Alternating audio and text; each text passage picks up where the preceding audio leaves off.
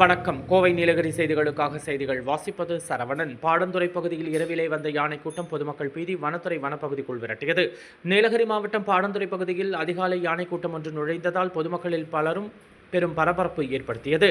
யானைகள் கூட்டம் வீதிகளையும் வீட்டுப்புறங்களையும் நெடுநேரம் சுற்றி நடமாடியதால் மக்கள் இரவெல்லாம் தூங்காமலேயே விழித்துக் கொண்டிருந்தனர். பாடந்துறை கிராமத்தில் இரவு மற்றும் அதிகாலையில் அருகில் உள்ள வனப்பகுதியில் இருந்து இந்த யானைகள் வந்ததாக கூறப்படுகிறது.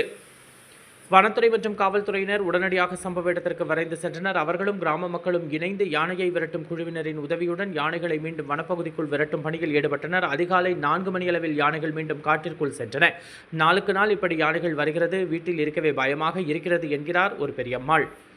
வறட்சி மற்றும் உணவு பற்றாக்குறை காரணமாக யானைகள் கிராமப் பகுதிகளுக்குள் நுழைகின்றன. நாங்கள் கண்காணிப்பு மற்றும் தடுப்பு நடவடிக்கைகளை தீவிரப்படுத்தியுள்ளோம் என்று வன அலுவலர் ஒருவர் தெரிவித்தார்.